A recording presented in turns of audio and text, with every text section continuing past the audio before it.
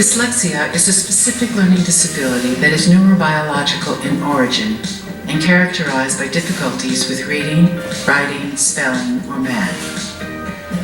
However, people with dyslexia are frequently endowed with talent in fields such as art, science, engineering, and athletics. Dyslexia appears in all cultures and languages in the world. In America, 1 out of 10 people are dyslexic. Good afternoon. My name's Jonathan Mooney, and it's a great honor for me to be here. Every single time I speak publicly, I'm very honest about how, for me and many kids like me with learning differences, school sucks, and sucks big time. Now,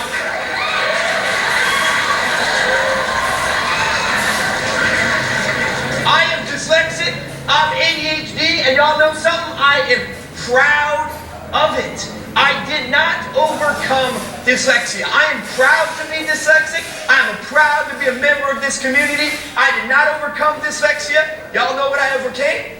I overcame Dislexia, okay? I overcame this myth that there's one way to learn, and if you don't fit that one way, something's wrong with you. Let me give you an example of how dyslexic I am. I studied English literature at Brown University, right? Ivy League University, studied English literature, and I read in the 12th percentile. Y'all know what that means? That means that I read today, I'm 30 years old, I read like a 7th grader. I've written 2 books, and I spell at a 3rd grade level. Y'all looking at somebody who spells like a 3rd grader. I didn't learn to read until I was 12 years old. I was labeled learning disabled or dyslexic in 4th grade.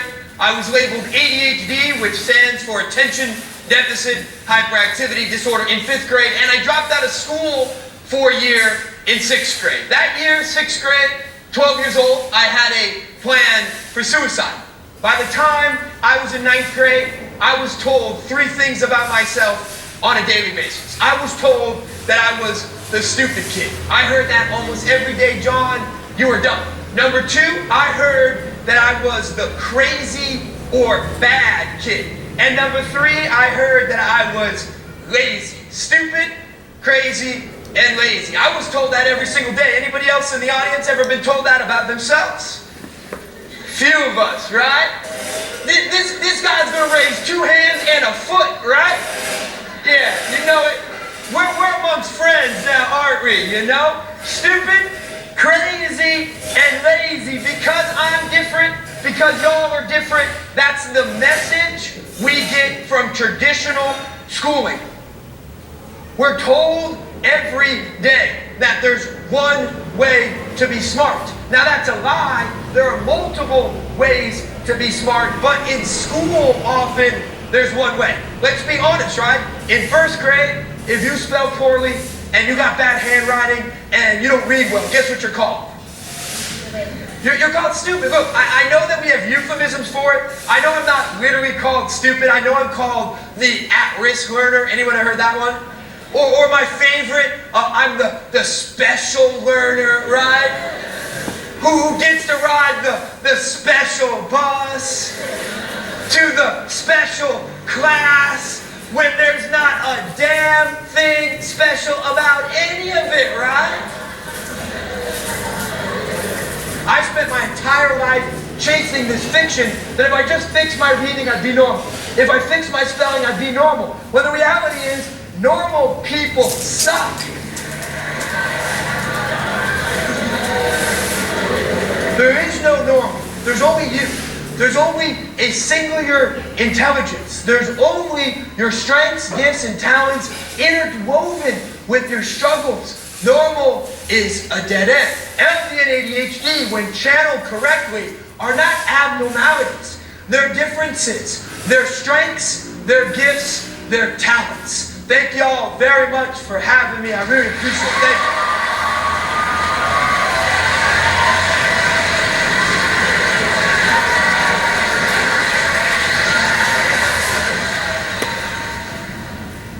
You know, the challenge in understanding this story is to understand what a monumental negation of who you are as a human being it is to be told you're stupid.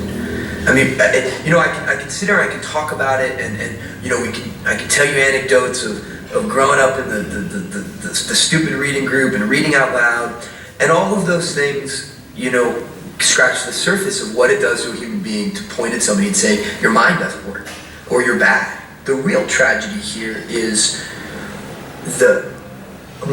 many of these kids are not only not stupid, they're the opposite of stupid.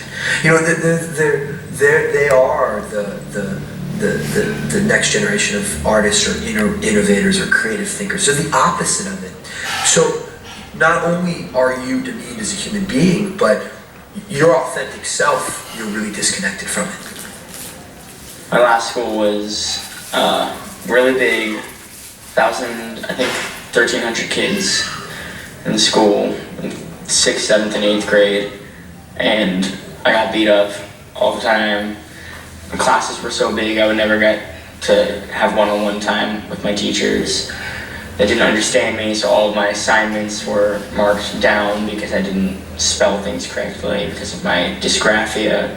I didn't understand the questions because of my dyslexia. I couldn't pay attention because of my ADHD, and I got in lots of fights with the teachers because they didn't understand what I was trying to say or what I was going through. You're always wrong. You're always working so hard to keep up. You know that something's wrong, no one's helping you. It was just something you just stuff and stuff and stuff in. Like, it's just such a painful thing, and it's such a painful thing to be confronted with yourself. In 2nd grade, when I was starting to be diagnosed, my teacher just she sat me down one day as we were going through all these things and told me to stop pretending, and that was a trip for me, because you know, I'm 8 years old, I'm stop pretending about what? She said that I was pretending to have a learning disability so I could get attention. It's just a really lonely feeling. You don't really feel like anyone else really gets you or really gets where you're coming from. I mean, it's hard to talk about not understanding something when you don't know why you're not, you know? Because I didn't know. I just thought I was dumb. I didn't realize that there was anything preventing me from understanding, and there were some things I was good at, so I was able to kind of hide it and compensate, you know, for a while. The teacher go up to the board and spell out this word, and it's like deer in headlights, and you're just I don't know how to spell it even when I'm not being put on the spot. And just dreading every day you went to school, being picked on, because you're considered, you know, one of the foul marks of the school. I just didn't like it. Don't pick on me when it comes down to reading, and if they did pick on me to read, I'll find a way just to get out of it. I'll be the smart one of the class to make everybody laugh so they could kick me out of class. You teachers out there, some of us don't know how to approach someone and say we have a problem. Some of us do, some of us don't. And sometimes if there is a kid like that who's failing, who's basically, why don't you just go up and ask if they have a problem? Stress takes a toll, and constantly being confronted with your weakest parts is so frustrating. But when you don't know any better, when you don't know how to deal with it, you just kind of take it. You take it, and it's like a beating. You just keep taking it and taking it and taking it because you're like, I should just work harder. In 6th grade, I was suicidal, and that was pretty bad. I was admitted to a hospital for suicide watch for a couple weeks. I just gave up altogether, and I would stop doing all my work because I was so frustrated that I couldn't express how I was thinking onto paper or into tests, anything. There will be times when I'll pick up a book and it'll be exactly what I wanted to read. It's, I don't know, just the new thing, the story, and I just really want to read it and I can't. And it kills me. Like, sometimes I'll like cry. I'll pick up a book and I'll go to read it and it hurts. I'm not gonna wake up one morning and read. My brain's just not wired right.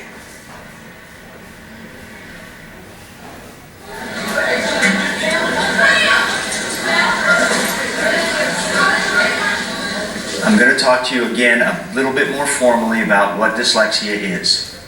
Right? As we talked about yesterday, it has to do with reading and writing and spelling, not with thinking. Right? It's not the same as a difficulty with learning. When a person learns how to read, there's a part of your brain right in here called the angular gyrus that does the translation work of taking those symbols and turning them into the sounds.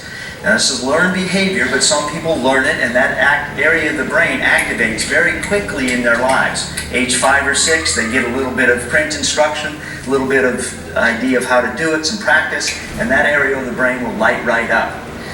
There are other people for whom this area of the brain is the one that lights up. It's up here in the prefrontal cortex. That means you're trying to think your way through it. You're really working hard.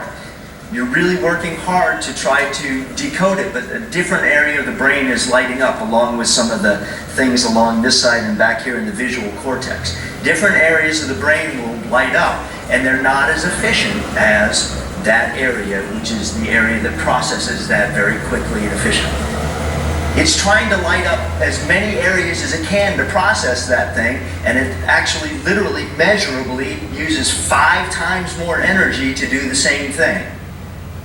So if you get exhausted while you're reading, that would be the reason.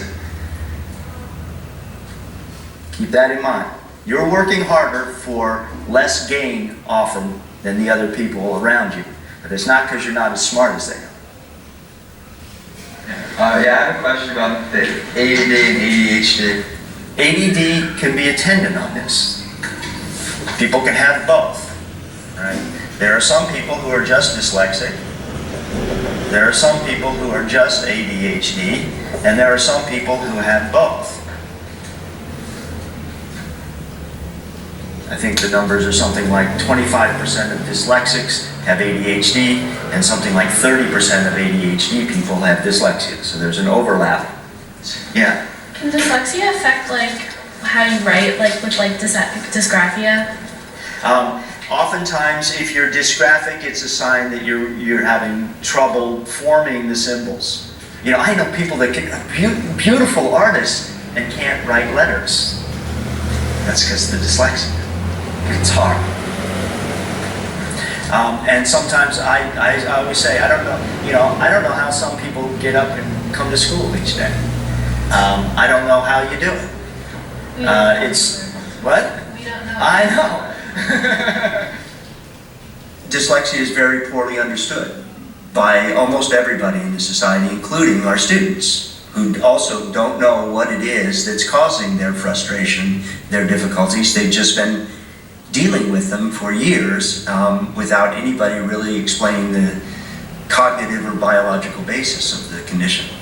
And so the biggest difficulty is the emotional one. The first thing we have to do is what I call academic rehabilitation. Just convincing them that the school system is not going to beat them up.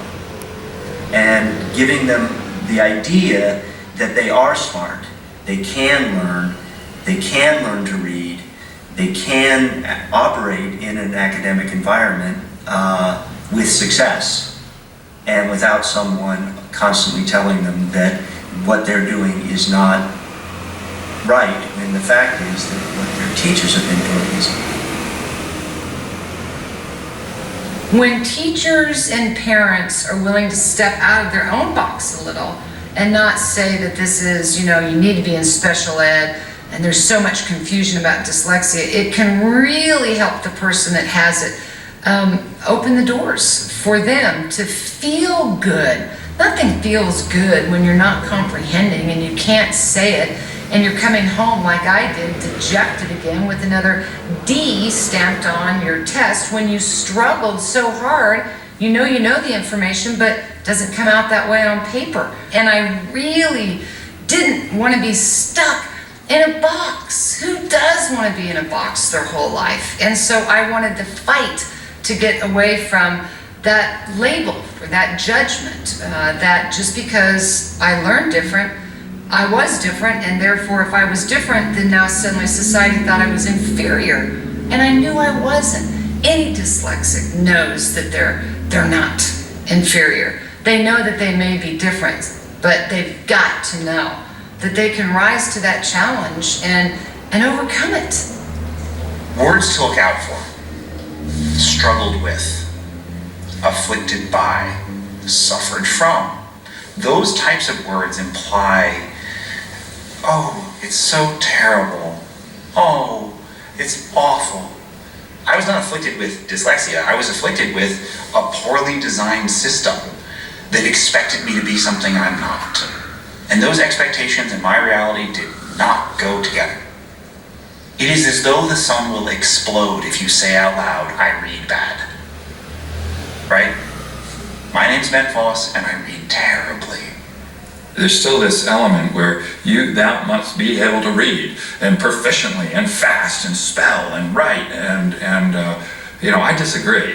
You need to read a little. I'll give you that. You got to be able to function. You got to be able to navigate the internet, for instance. If you get to that point, good. And I'm not saying that the internet's going to be your career, but that would be my litmus test to say you know enough. You can make up for the rest. I think you have a learning spectrum. It's not digitized, and education has picked a very narrow window within a long spectrum to teach. And if you're lucky, you fall in that spectrum. And if you're a little to the side of the spectrum, you probably do okay, you'll make it. And at some point, when you get to one end or the other, they'll label you with something. And dyslexia is a popular one, ADD is another. I don't subscribe in either of those two that anybody can pinpoint this as a disease. The way I look at it is you learn outside of our, today, here, United States of America, learning spectrum. I always like to get to root cause of a problem, and the root cause of the problem here is how we're teaching, not how we're learning. And so you're labeling not a method of teaching, but the method of learning, when the problem is the reverse. And so we're trying to fix the effect and not the cause. If a student experiences a great deal of frustration in a public or private school, he may choose to attend a school with a curriculum designed for dyslexic students. I wouldn't have helped. The Kildonan School in Amenia, New York, uses a program that addresses the strengths of each student while also providing an individual daily tutorial for reading. Subject, return it to me. I couldn't. Although there are a number of these private schools throughout the country, they serve only 1% of the students with dyslexia. His time. Export. Emancipate.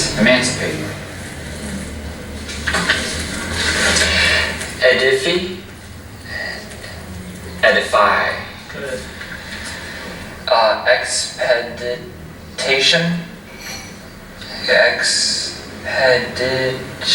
Expedition. Good.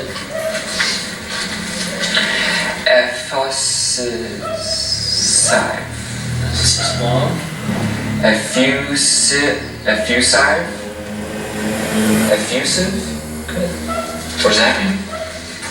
Well, first off, at Kildonan, each student receives a tutorial 1 hour or so, Orton Gillingham tutoring period, which is a systematic, very sort of methodical approach to teaching students how to read and write. I've tutored now dyslexics for 8 years, and I've never had 2 kids that were alike in their dyslexia. There's so many component parts to it that although there is a category called dyslexia, I do not believe that there's any one dyslexic. I think that different dyslexics have auditory processing, verbal expression, long-term, short-term, working memory. It's all different. It's almost like maybe when you edit the film, there'll be like a soundboard. I don't know if you use a soundboard. They're all at different levels. No immortal God escapes from you, nor any man who lives but for a day. And the one whom you possess goes mad. Even in good men you twist their minds, perverting them to their own ruin. You provoke these men to family strife. The bride's desire seen glittering in her eyes, that conquers everything. I have kind of a tougher time learning than a normal person would, you know. I can't comprehend things, but I'm a fine reader. Like, I can read perfectly, basically, but I just cannot comprehend what I'm reading. So, yeah. I needed one-on-one help. I couldn't be in the classroom with 30 people. Public school is just way too many people. I mean, it's fun, you know, it's fun being with all your friends and stuff, but it just didn't work out for me. Didn't cut it. You know, dyslexia is a serious thing with me, at least, and I know tons of kids that if you call them mentally challenged or like retarded, I mean, like, we're not retarded. Like, we're not. We're actually really smart people. Okay, so what does this become? It becomes x minus 3 squared. Then plus y minus 2 quantity squared divided by 1 equals 1. They didn't really quite understand me because I was always good at math. Math always came easy to me. It was a walk in the park. I could do it simply and easily. And reading, everything just fell apart. So they kind of were like, oh, well, she'll grow out of it. She's so good at math, so she'll grow out of it. And then they said this for a good 3 or 4 years. And I'm staying at the same level where I am. And a year is going by and everybody else is improving, but I'm staying behind. I would never read out loud. There would be no way, because it would be every word I'd be stumbling through to get through, and it wouldn't sound, and usually they just tell me to stop, and I got through a sentence and I was like, everybody else got through like 3 or 4 paragraphs and I'm one sentence. I was 3 or 4 levels behind, and they asked me to leave the school because they couldn't. I mean, I was so far behind, and they didn't think I could catch up or anything, which I really needed at that point, some help, because I wasn't reading anything really. Know that you're needing help and like try to be specific about what is going wrong.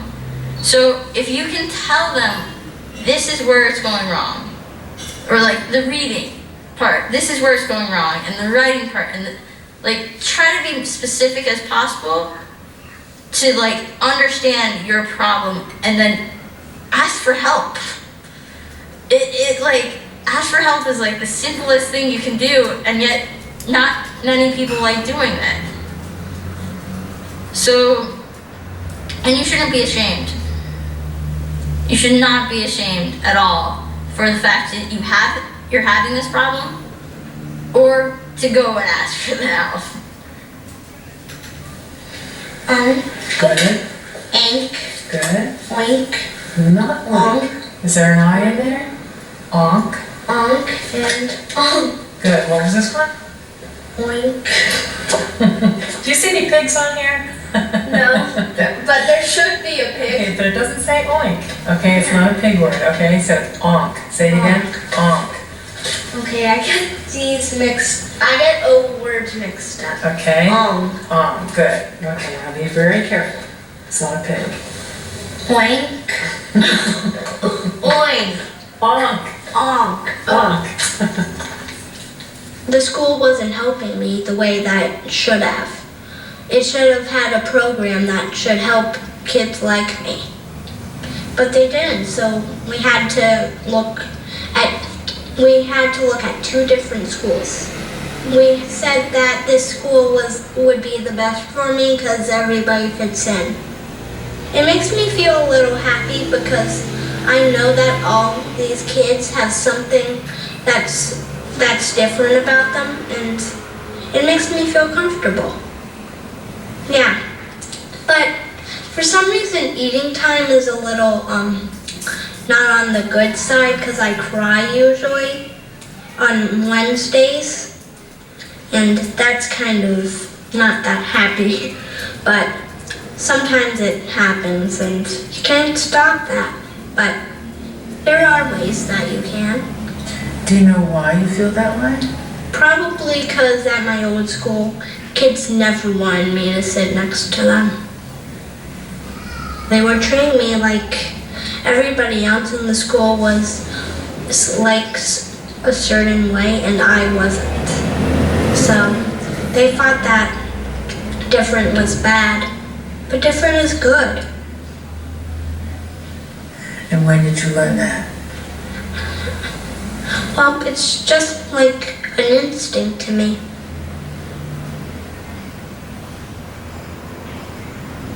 When I encountered school, when my mother took me to the school gates to meet the teacher through the school gates, and then the teacher was waiting for me, and I was greeted, not greeted, I suppose I was introduced to an evil woman.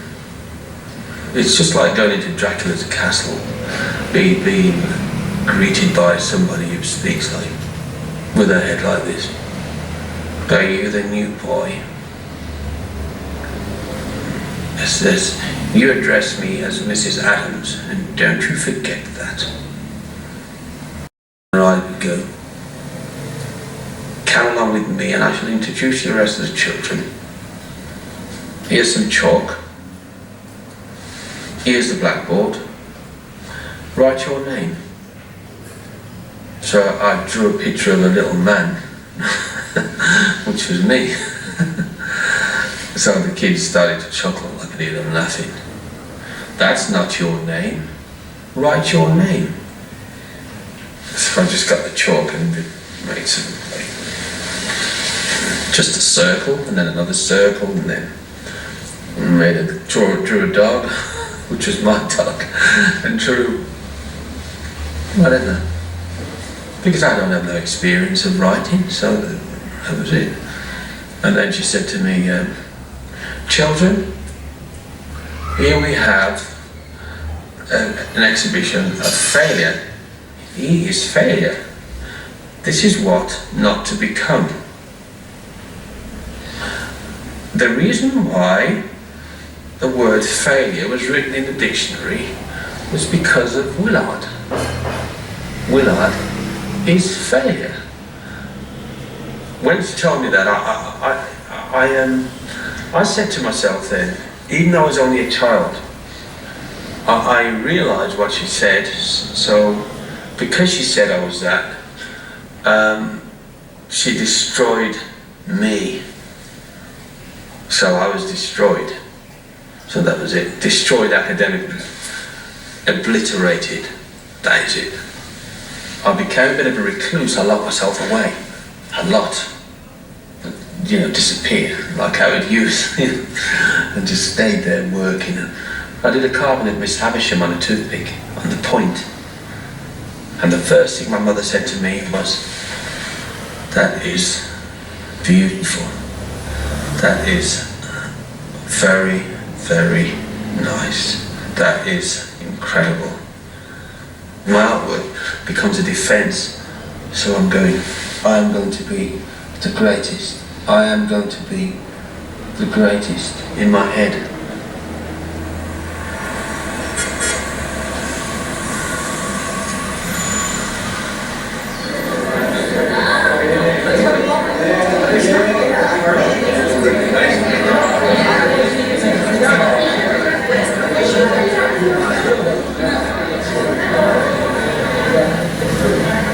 Well done. He's been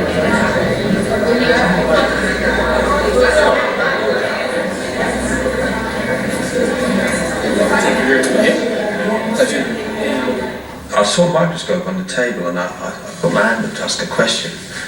And then he said, you don't need to know because your brain doesn't have Mr. Rowley said, you don't need to know because your brain does not have the capacity. So it's pointless. Next. So when he said that to me, I looked on the table and I saw a microscope. And that microscope had my name written on it. So I decided to take the microscope. And they went round, each boy. Bradburn, was it you who sold the microscope? And Bradburn would say, no, not me. Whittaker, was it you? No. Cottle, was it you? Lear, was it you? Thompson, was it you? Fletcher, was it you? No, sir, it wasn't me. And he came to me. I know it's not you. Again, you wouldn't have a brain for a microscope. Turner, was it you? Yeah, that was good. Good feeling. I know it's not you because you wouldn't have a brain for a microscope. So that was good. And then what did you do with the microscope? I became who I am today. I continued to create smaller and smaller sculptures. Then I started to experiment with my fingers. As I was sculpting, I was looking at the way my pulse was moving and I started to train my pulse beat so I could work between my heartbeat. The frame is the eye, and if I wanted to put Noah's Ark inside there with 15 animals or 20 animals, I could. Me now, I could put 9 camels in the eye of the needle, which I already have. But my favourite was Alice in Wonderland, the Mad Hatter's Tea Party. That was my favourite one. That's one I could sit back and go, yeah. Untitled Chapter was very hard. That's one of them. That is one of the all-time favourites. Because he's on the end of an eyelash.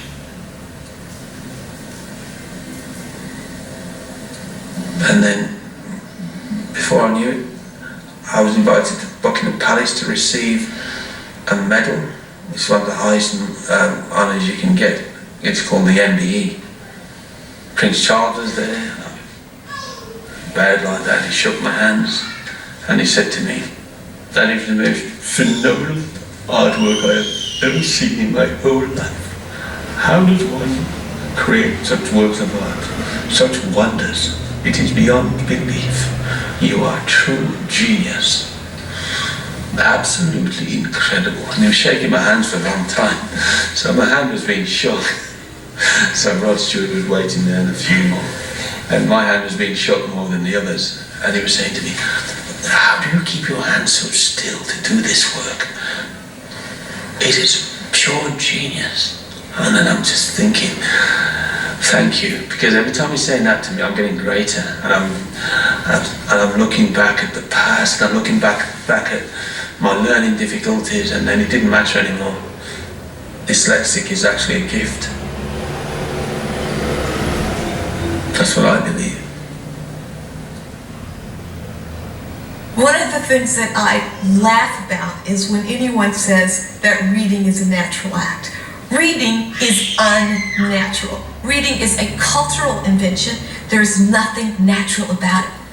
Every reader had to have a brain that created a whole new circuitry for that reading process. Well, in the case of dyslexia, what we have is a differently acquired circuit that's new to the species. It's a blink of the evolutionary eye. We've only been reading for basically 5,000 years. It's nothing. It is a wonderful thing to remember that this is one of the newest inventions of the species. But the children who are among us with dyslexia have always been there. And they've always been there for a reason. They have a very important role to play, that brain, in our design, in our art, in our building, in our thinking in novel ways. They've been doing that pre-5,000 years, only in the last even 100 years have we called it something that would have a name that would sound like a disease. The heart, for me, the heart of some of the emotional difficulties our kids have as consequences of learning disabilities begins with the fact that people equate being able to read with being smart, with intelligence. Reading involves many aspects, and it involves the use of our intelligence. But if you realize that reading only exists as the circuitry that connects intelligence to itself, it's not about intelligence. That intelligence already exists independently. It's being connected to the circuit. Reading is, as you know, is to me one of the great miracles of cognition, but it's not equatable with intelligence. Some of our children with dyslexia are some of our most intellectually gifted humans. It's a form of intelligence. It's a form of brain organization that they have that leads them to be oftentimes our artists, our architects, our pattern recognizers in radiology and astronomy. But they think often outside the box of our conventional left hemisphere thinking. I love them. Our species would never be what it is without that form of brain organization. Yeah, the actual discovery was something that we did about 25 years ago, where we were just trying to understand a basic phenomenon of how chromosomes are maintained. So the chromosomes are in the cell, and they have to package all of the DNA for the genetic material in the cell. And there was this puzzle about how it is that they can be copied completely to the end every time a cell divides. The Nobel Prize was given for physiology or medicine, and the medical implications of the fundamental discovery weren't apparent until we and many other people had then followed up and understood. It's turned out that this enzyme telomerase plays a major role in human disease. When do you think you first understood that you had dyslexia? I didn't understand it was dyslexia until much later, because at that time they weren't diagnosing dyslexia. I was told that I was a poor speller, I was taken out of classes, given remedial training, and I always thought that I was really kind of stupid. I mean, I got D's and F's in my English class, which of course I didn't really care because it wasn't going to count for anything. But looking back at those, then years later, I thought, you know, maybe there was really something going on here. And then when it came to the standardized tests, I just did very, very poorly on standardized tests. So both the SATs and the GREs. The only thing I can figure out is this connection between, you know, my complete inability to see a new word and pronounce it. I still can't do that. Reading when my kids were small, reading dinosaur books, I couldn't do it. All those dinosaur names, I would pronounce them wrong every single time. Unless I would memorize them, like Triceratops, I can get that one now, or Ichthyosaurus, but that's only because I've memorized it. And then, when my son was dyslexic, I had a little bit more understanding when he had trouble in school and needed tutoring and all of that sort of stuff.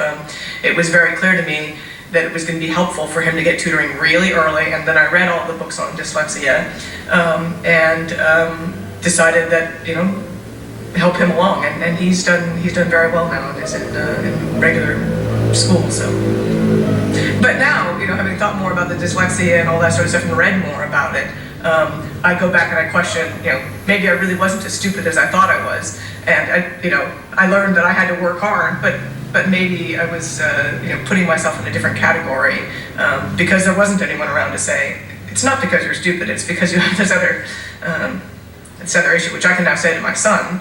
I can say, you know, look, I'm a professor at Johns Hopkins. Just because you're dyslexic doesn't mean you can't do anything you want to do.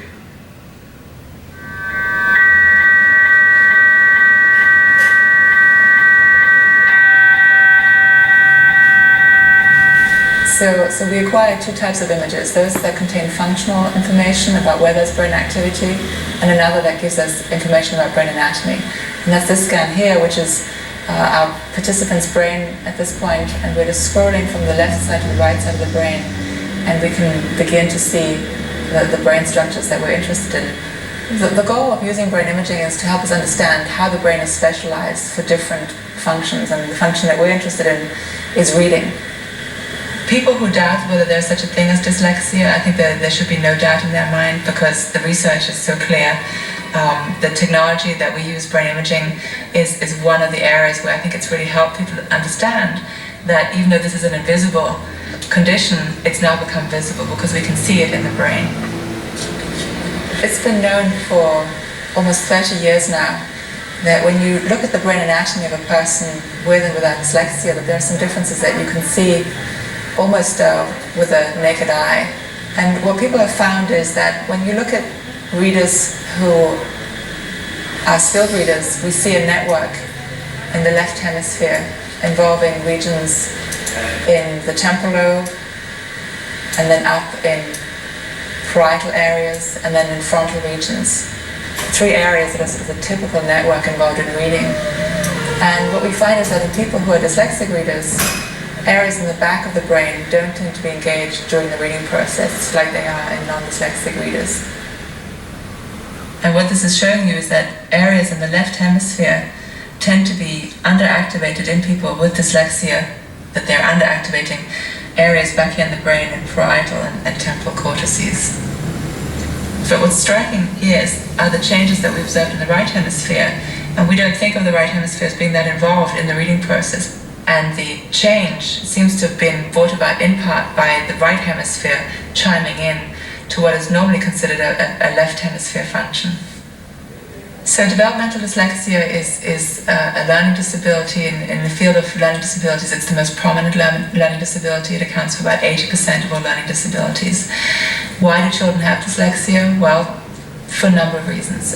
Again, it's thought to be heritable, so you will see in some individuals who have dyslexia that they have it in their family. If you have a parent with dyslexia, the chances that their child will have dyslexia are between 35 and 40%. So it runs in families, we know that. But I think it's important to recognize that when you work with a student who has dyslexia, that this is a lifelong issue. It doesn't go away. So it helps in terms of having them develop the right attitude to recognize that they will always have to deal with this. But the majority of the population with dyslexia is adult, and people shouldn't give up on the adults. The problem is that the adults are no longer in an educational setting where they receive interventions, and so they don't often have access to continue to improve their reading skills. But what we and others have shown is that when you teach an adult with dyslexia to learn to read, they can still make gains, and the brain is really quite plastic. It shows a really significant way in which it's organized for reading. There are those who believe there is something to do with the literal configuration of the brain, the ability to process certain ways, and that it is a disorder, a deficit, a dysfunction within the brain. That is a medicalized view. The other view that I prefer and tend towards is this is just human variation, and people are born all different kinds of ways. Whereas if you think the human race is divided into 2 people, the learning disabled and the non-learning disabled, it gets super questionable because people think that's what defines that person. But in essence, a label has been given to them, and it's meant to be beneficial in theory, but in many cases, and sometimes the majority of cases, it could be detrimental to the kids depending upon where their school is located, the quality of their teachers teaching them, all that kind of stuff. They become sort of second-class citizens. The system does not recognize that. Special education as a field does not really recognize that, which is very troubling indeed. People who are being labeled, that label kind of sticks with them for life. It's like it becomes inscribed upon them, and they internalize it, and they kind of come to think of themselves as not as good, inferior to, not normal, etc., etc. And I think psychologically that's very cruel to do to kids. I mean, special education really, I hate to put it this way, it's dressed up and it's called special, but it really is education of students who are being labeled disabled. It probably started when I was in elementary school, when I was pulled out of a regular 6th grade regular class into a special education class. They never labeled me as special or as different. They just said I was really slow in comprehending and doing my work, especially with math and reading and writing. Did they ever say you were dyslexic? No. They just said I was slow. Sometimes when you're an inner city kid locked into a box with limited socioeconomic skills and things like that, you can't really see yourself as being beyond a learning disability child or student. I think that label sometimes really places students in a box where they limit their abilities. And it's hard for them to see what they're good at once they're labeled. So I sat, did my work, and just moved on. Never really receiving much help, but I guess because I was in a smaller class, I was supposed to, but not really. How long did you stay in the special ed? Until I graduated high school.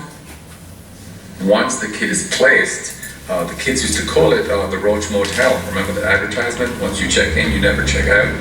And something like 2% of kids go back into general ed or become decertified and don't have their IEP. Some minuscule amount, like 1 in 50 or something.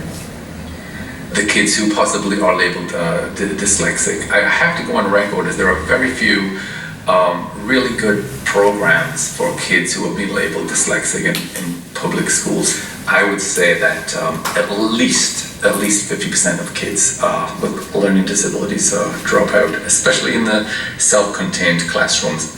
So it's always been a big issue for me that kids who are labeled disabled, whether it's learning disabled or anything else, really should have access to all of the other kids and every learning opportunity too, because it's more of a question about civil rights in a democracy. Like, who's to say you shouldn't really be in the classroom with 95% of your non-disabled peers? Who benefits from labeling kids with disabilities? Who benefits from it? Oftentimes they're not the ones who benefit from it. Schools can run smoother, more efficiently. Teachers can be trained in clipped programs. You learn this, you learn this. But does it really benefit the kids who are labeled disabled? Not the majority of them, in my experience. So after high school, I tried to apply to Community College of Philadelphia, and I took a test, an entry-level test, and I failed. And I went to a counselor, and she said, "Who told you can be here? You know, how did you even get to this far?" I mean, she yelled and screamed, and that was the worst experience I ever had. I gave up for a while. And I thought that this was my life. I started cleaning, really. I thought that, okay, this is it. Actually, I ended up cleaning for the School District of Philadelphia. And I was in there, I was actually cleaning for quite some time, because I thought that this is my ability. This is all I can do. I still had that drive somewhere deep inside of me that I knew I could do better, but I really didn't know how. My faith kept me going, honestly. My faith, and just knowing this has to be something better than this. I couldn't be limited to just being told that I was dumb and stupid and just embracing it. I knew it was something better for me. I just didn't know how to get it. Dyslexia is a special way of seeing. I like to call it a different kind of What kind of mind? In Theo's case, first rate. He has the brain power. He just has a glitch in the way he takes in information. A glitch? Yes, he just has a problem in the way that he processes language. Does that mean that there's nothing we can do? Not at all. There are specialists who can help dyslexics overcome their learning problems. All he has to do is work with the program they've set up. You mean if my son does what they want him to, he can be helped? Yes. From an episode of The Cosby Show, that's actually, I thought, wow, I struggle with reading and writing. They were talking about how Theo challenges were with dyslexia, and I never knew what dyslexia was at the time. A light went on, and it was a relief, because all these years I never knew what I had. I just struggled. I went on to college, or I went back to college with the help of a tutor, Judith Mazer, who's still a tremendous support to me. I worked with her for 3 years prior to going back to college, and I applied to Harkin College. And I got in, I got accepted, and I completed Harkin within 2 to 3 years with a 4.0. I believe dyslexia is a part of who you are, but it's not who you are as a person, it's just what you have. More students with dyslexia are attending four-year liberal arts colleges like Evergreen State College in Olympia, Washington. If a student discloses her disability, she is protected by the Americans with Disabilities Act that ensures she receives the accommodations needed to succeed with college-level work. I have been still dealing with this anxiety about going into a classroom, and it does take a lot. It takes a lot of energy, and people don't realize how that wears down on you after a while, and kind of how easy it is to just give up and fall through the cracks. It's actually taken a while for me to be able to talk to my housemates and have them not go, why are you here? But to really talk to them about the struggles that I'm facing. Because I think for them, in their minds, you have this limitation. Why are you here? What I really wanted to do is definitely give you this accommodation letter and make sure that you understand everything that's on it. Okay, all right, good. That's a good place to start. Okay. And this is kind of always a balancing act for me, whether or not how much I want to disclose. One of the reasons why we try to at least teach in 2 or 3 different modalities, because we have lots of people with different learning styles in the class. We have a young man who has who's slightly autistic, and he has Asperger's. Say it again. Asperger's. And then we have two people with dyslexia. And one person with anxiety, panic, extreme anxiety, so I've got to watch her rhythm and how much she can take. And so that's why we try to focus the learning so that not only the instruction deals with whether different learning styles and different patterns, but also the presentation. I taught mime one time to a woman who was blind. And that was such a great experience for me, because it really taught me about how many of my references were visuals and how much I used the blackboard. So I had to switch everything around to make sure that she, could understand the concepts and stuff, and do a lot of tactical stuff, using her hands and things. So yeah, because the major thing is for you to achieve success. So however. And so we just say where the shore is, and then you can choose whether you want to breaststroke, whether you want to crawl, whether you want to do it underwater. Okay, so for me, visual processing is probably the best. It's helpful for me to be able to look back at notes, but I don't take notes as fast as I'd like to. I think that what might be interesting to try with you, which hasn't worked with other professors, but I think it might work, is just maybe after class coming up and expanding on some of the things that I've jotted down. Perfect. Because usually something resonates with me and then I want to keep talking about it. I don't really understand how other people get through. I think some people kind of hide it, or I have no idea, because this is how I've learned that I get what I need to get through, by having these types of meetings. And we are supposed to have these types of meetings in order to legally have the school provide these services. But I've been told by some professors who have been here for years that sometimes I'm the first student who's ever done that with them. And I'm not sure why that is. And that scares me a little bit. But also that dyslexia is associated with all the other disabilities, and all of a sudden, once you say dyslexia, all of a sudden what pops into head is all the other students who are having issues in the class.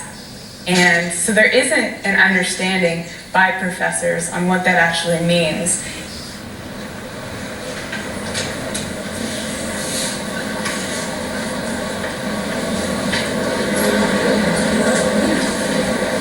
The U.S. government continues to give huge tax breaks and payouts to the oil, gas, and coal industries.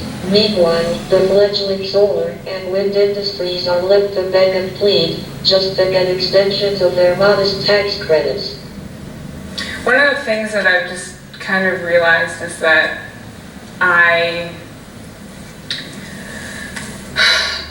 not being able to read at a young age made it so that I don't have a lot of the strategies that other people do, and I don't have, even with assistive technology, I haven't really developed the skills of comprehensive reading,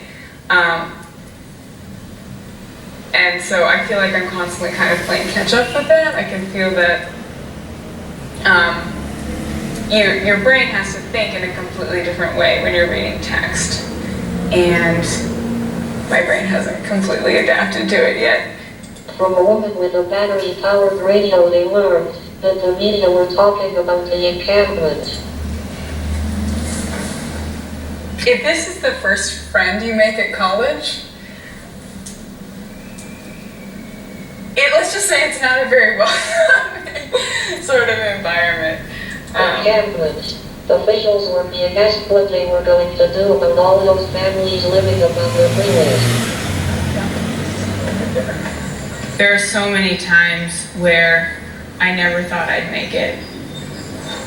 If I could project myself back in time and tell my kindergarten self, you're gonna be here, there's no way I would have believed it.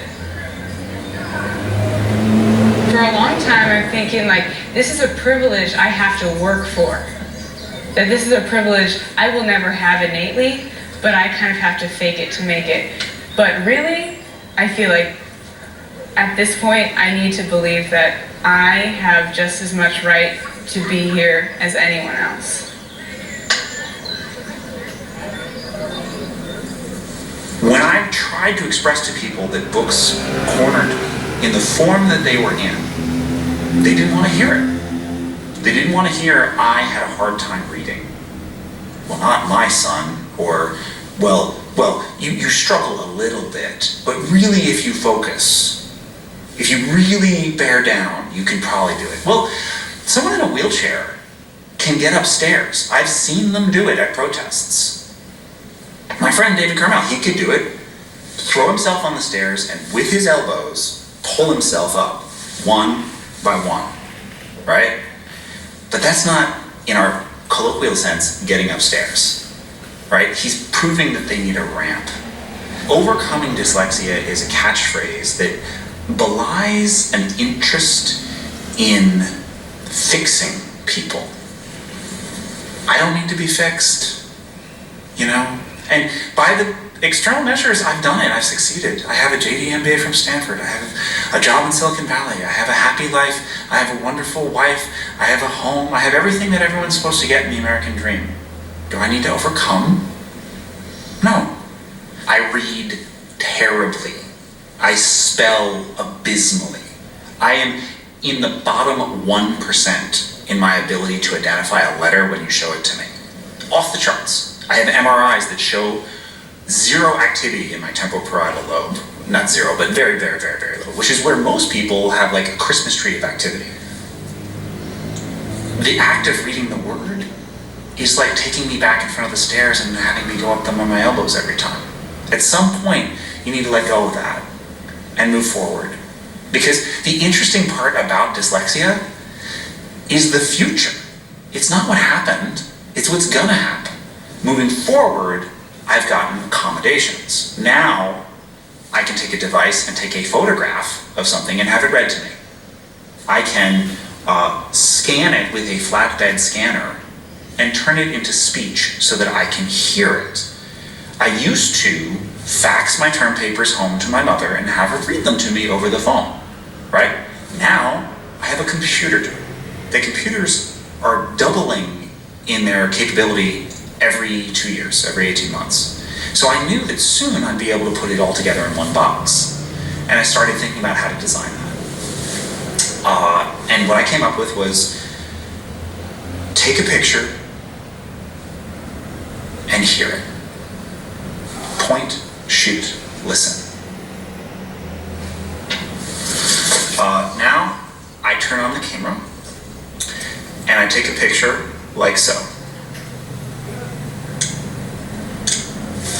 Since long before that, as many efforts always have, they both stand inside along the narrow row of chairs, each one turned to face the street. She looks for their waiter, but can't. That's it, reading. And so, But, waiter. Waiter. I probably couldn't spell that word. W-A-I-T-E-R. We just took that text off the page and are able to read it. And that gives me access to the text. It's that simple. I have access. Now, I believe that this technology is a ramp into a book. And this is one embodiment of it. There are many others that will be out there in the future. And I'm committed to making it available to more and more people. Because if you have this access, then you have access to that text, and ultimately you have access to hope and to self-respect. A recent study sponsored by the Kauffman Foundation reported that a staggering 35% of entrepreneurs are dyslexic. The study reports that successful dyslexics develop skills to compensate for their deficits, and these skills provide an edge in business. These entrepreneurs have excellent verbal communication, a willingness to delegate authority, and are highly creative at problem solving. You know, we're a foundation that focuses on the formation of new businesses. The last thing on earth a foundation that deals with businesses would ever focus on is the question of dyslexics and the connection of these traits in individual human beings with business formation. Success, dyslexia. Here are 4 or 5 people who created huge, critically important companies to the United States and to the world. Dyslexic? How can this be? The real issue is who has the talents to put together huge new companies and create the new? So one of the questions was, are these people more visionary? Can they see things differently? And they come to a realization that the society keeps pronouncing that the number of skill sets that are necessary for success they don't seem to have. And they go out and build the environment in which they will succeed. That's sort of my working hypothesis to explain why all these entrepreneurs exist who have traits of dyslexia.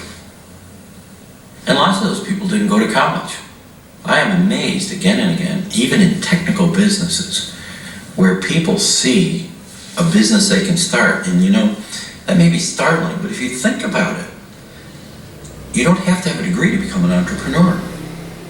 And it's these people who are the resistors, the outsiders, make inordinate contributions to benefit humankind. They expand human welfare. Entrepreneurs expand human welfare. And to the extent we have more dyslexics doing this, you might say that dyslexics have a particular license on the capacity to expand human welfare. I think when you start by taking really big risks, and you've got nothing to lose oftentimes. In my case, I had nothing to lose. I had no money, so you just went for it, whatever you could possibly do. And if you made $1 and lost it the next day, no one's worrying about it. I still think I take risks, but they have to be far more calculated. There's far more responsibility. Say I'll put $1 million aside to work on a project, and if we lose it, we lose it. And believe me, I've done it. I've fortunately made more than I've lost, and therefore managed to stay above water here. But I've lost millions and millions and millions of dollars. So I was 24 years old, 23 years old when I first saw a pellet stove, and I went to this stove shop and said, geez, this is an amazing thing. I've never seen anything like this. And they had these pellets in there. And he said, so are you interested in buying a stove? And I said, yeah, I kind of am. I mean, it's kind of, where all these pellets come from? And he said, well, Montana. And I said, well, that seems a little crazy, Montana. I don't buy my firewood from Montana. I split firewood, and everybody around me would neber buy firewood from Montana, but why would this come from? Well, it's the only place that makes them. I said, well, geez, why doesn't anybody make it here? And he goes, I don't know, why don't you make it here? But it's a pretty good sized facility. This is one of the larger ones in the country. It's about 5 weeks of wood behind us here, and this pile, by the way, extends much longer than it is wide, and it comprises about 20 tractor trailer loads a day of wood, and here's one coming in right now.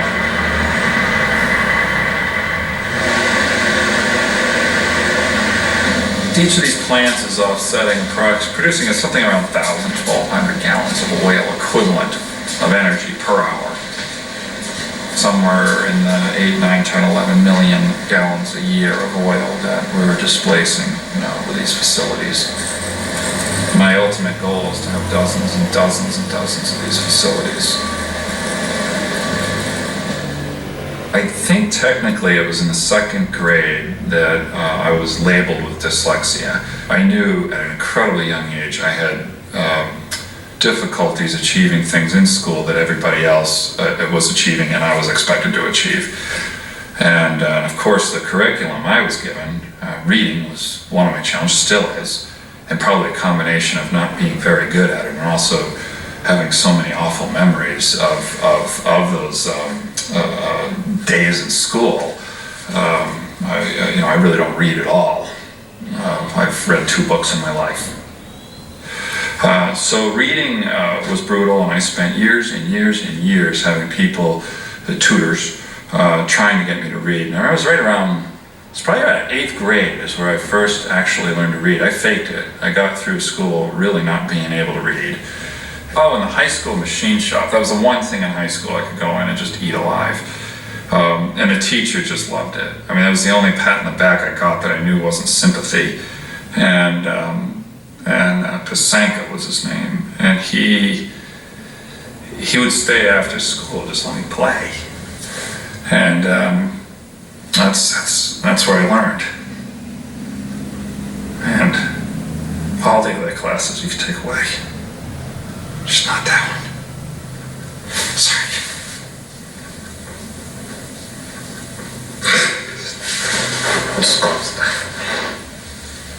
In school, it was amazing to sit in. I really suffered through school. I finally got to high school and I had these shops, these really amazing places. These teachers really liked what I did. And what were you making? Everything. I mean, it was parts and pieces and machines, and I like bicycles, so I was creating new parts. I couldn't afford the real fancy bicycle parts, so I would copy them and create them in a machine shop. And they had the wood shop next door, and I'd build molds and come up with ideas and models, and then go over to the metal shop, and they had this auto shop. I would work hours and hours and hours in that shop at night. Wasn't allowed to be in there. I mean, they even taped the damn thing off. And he would turn on the power and let me go. But systematically, the school shut down all the shops. And it was the last blow. So it was during your time in high school, they closed it.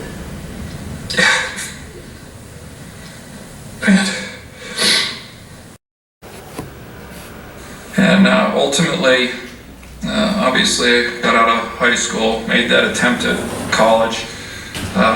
That failed, and then I heard that this machine shop was up for sale. So they were gonna auction everything off, and I was the first one in line, and that same Joe Pasanka was there to help them figure out what was worth what and sell it, and he was in charge of selling it. I very carefully took the $2,000 and adjusted what I felt the values were and everything to make sure it spread over evenly, and I said, Jesus, this isn't enough money. There's nowhere near enough money, and this isn't a fair price. And he told me that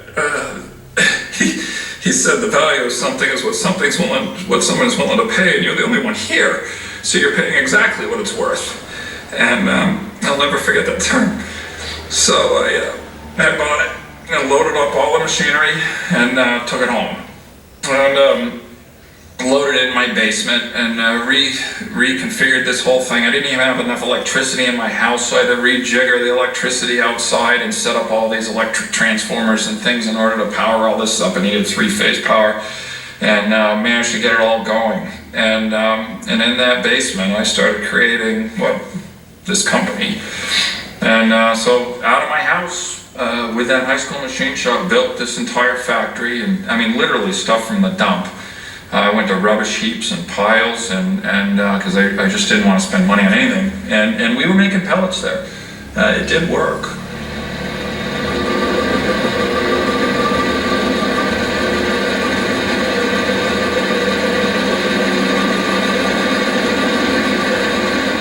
You did ask it, is it a gift? Absolutely. I can assure you, you couldn't offer me $100 million right now to take away my dyslexia, if that's what you want to call it, and put me into normal learning. There's no amount of money you could give me right now, and I would have paid you anything in school to make it go away. So it went from a huge burden in this terrible disease to a gift that I am very confident is why I'm as successful as I am, and hope to be far, far, far more successful. And so for me, the learning disability, I felt locked in there. And I had to get out. And I found a way. And anybody else with a learning disability can do exactly the same thing. The mind is huge. The mind is incredible. And there's not just one way that it works. So what works for you, and you know it, you can feel it in your gut. When I read, I'm not reading necessarily to comprehend, but I'm photographing and memorizing everything that I see. And I can go back and I can tell you where that is, what number is, just like I can still remember Roberta Walker's number, Downton Hinckley, 760. And I can place that number on the keypad and put it into my brain. And I remember things that way, and it actually became my gift and my way to be successful in my career. Even being a paralegal, secretary, assistant, anything that I was doing work-wise, if someone said, well, you wouldn't know how to do that, because maybe you'll pick up on my dyslexia, or you'll ask me to read and I'm not comprehending it right, therefore they'll see something and think she doesn't know what she's doing. Yes, I do. The minute I've been given that challenge, you will see. And I think that it's something that I'm very driven still. When public health and safety is put in such harm's way, with so little disregard in making it right, I can't help myself but to come forward and have to really be a voice for those people. So, no, again, I am not afraid of dyslexia at all, nor should anybody else be. I said in the beginning, and I'll tell you again, hindsight, it was my gift. I wouldn't be who I am if I didn't have dyslexia. And it opened a whole lot of doors for me. It challenged me. It got me outside of that box. I didn't want to be labeled. It taught me to stand up and use my voice and be proud of who I am.